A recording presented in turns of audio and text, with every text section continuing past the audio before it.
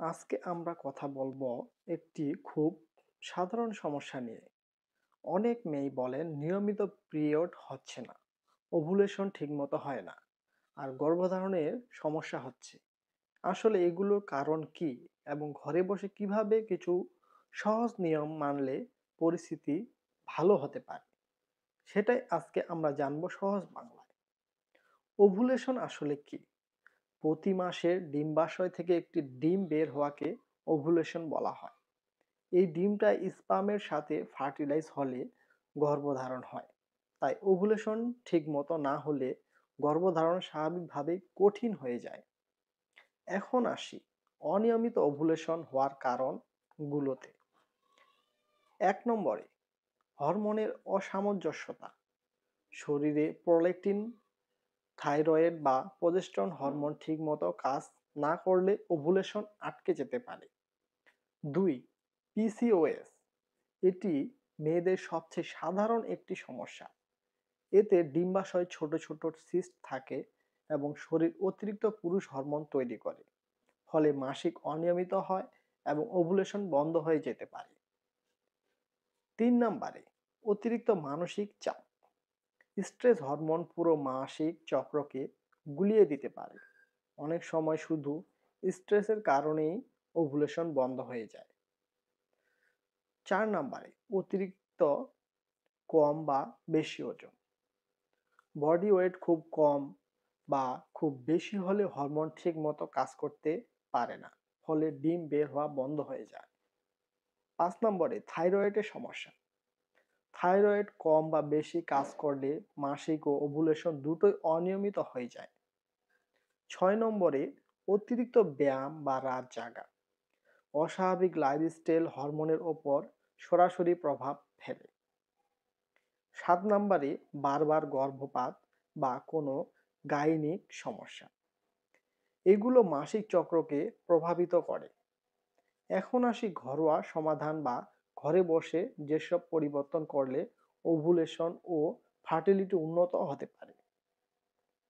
1 নম্বরে ওজন ঠিক রাখা। ওজন বেশি হলে কমাতে হবে এবং খুব কম হলে বাড়াতে হবে। শরীর সুস্থ রেঞ্জে থাকলে হরমোন স্বাভাবিকভাবে কাজ করতে পারে। 2 নম্বরে হালকা ব্যায়াম।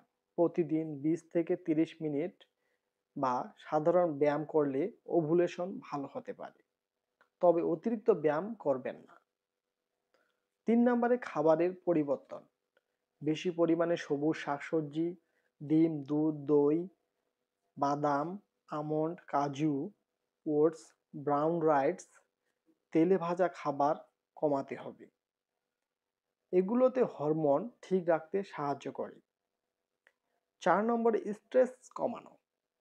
ধ্যান, নামাজ, শ্বাস নেওয়া ব্যায়াম বা নিজের পছন্দের কাজ করলে স্ট্রেস কমে। স্ট্রেস কমলে হরমোন ঠিক থাকে। 5 নম্বরে ঘুম নিয়মিত। প্রতিদিন 7 থেকে 8 ঘন্টা ঘুম ওভুলেশন ঠিক রাখার জন্য খুব প্রয়োজন।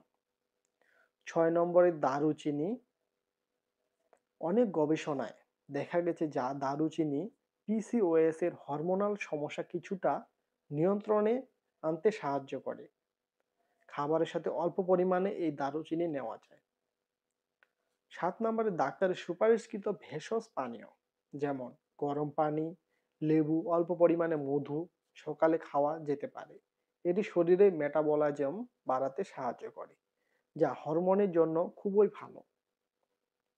তবে মনে রাখবেন এগুলো শুধু সহায়ক পদ্ধতি। যদি 3 মাস ধরে ওভুলেশন ঠিক না হয়, গর্ভধারণ না হয় বা মাসিক খুব অনিয়মিত থাকে, অবশ্যই একজন গাইনোকোলজিস্টের পরামর্শ নিতে হবে। কারণ অনেক সময় মেডিকেল ট্রিটমেন্ট লাগতে পারে, যেমন হরমোন ট্যাবলেট বা বিশেষ ফার্টিলিটি ট্রিটমেন্ট।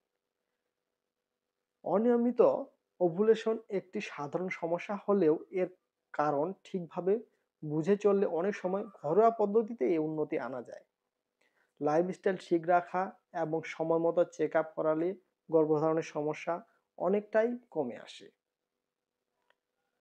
আর এই জন্য আপনাকে কিছু নিয়ম মেনে চলতে হবে, সাথে ডাক্তারি পরামর্শও নিতে হবে। এতে করে আপনার এই হরমোনের সমস্যা এবং ওভুলেশনের সমস্যা ঠিক হয়ে যাবে। আশা করি আজকের ভিডিও থেকে আপনি কিছুটা হলেও উপকৃত হতে পেরেছেন। এই ধরনের ভিডিও পেতে চ্যানেলটি সাবস্ক্রাইব করে রাখুন এবং একটি লাইক দিয়ে আমাদের এই ধরনের ভিডিও বানানোর উৎসাহ তৈরি করে দিন। ধন্যবাদ।